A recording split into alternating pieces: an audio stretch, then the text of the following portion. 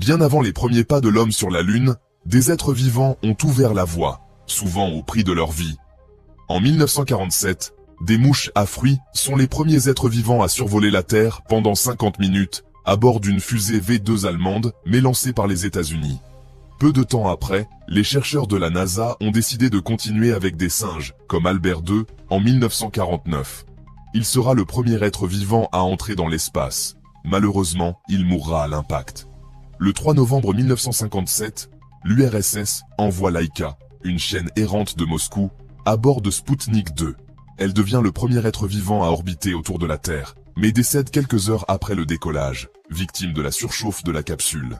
En août 1960, les chiennes Belka et Strelka, accompagnées d'un lapin, de 2 rats, ainsi qu'un groupe de souris, sont les premiers êtres vivants à revenir vivants d'un vol orbital, ouvrant ainsi la voie aux vols habités pour les humains et accélérant la course spatiale.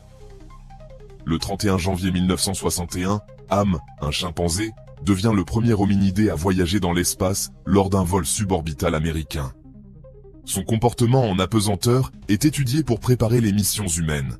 Il est contrôlé à travers des tâches apprises sur Terre, consistant à appuyer sur des boutons et à tirer sur des leviers, pour voir s'il est toujours conscient et s'il peut maintenir ses fonctions mentales.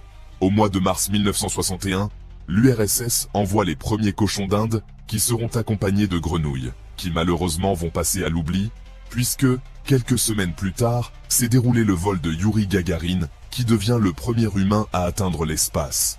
Le 18 octobre 1963, la France envoie Félicette, une chatte noire et blanche, recueillie dans les rues de Paris, dans l'espace à bord de la fusée Véronique, qui sera lancée depuis Amaguir, situé dans le Sahara algérien. Elle devient le premier et seul chat à avoir effectué un vol spatial et à être revenu vivant. Elle a eu le droit à environ 5 minutes en apesanteur, mais elle sera malgré tout euthanasiée afin d'étudier son cerveau et récupérer les électrodes qui étaient plantées pour l'expérience. Ces diverses missions spatiales ont permis de comprendre les effets de l'apesanteur sur les êtres vivants, préparant ainsi les vols habités. Les sacrifices de ces animaux ont été essentiels à la conquête spatiale telle que nous la connaissons aujourd'hui.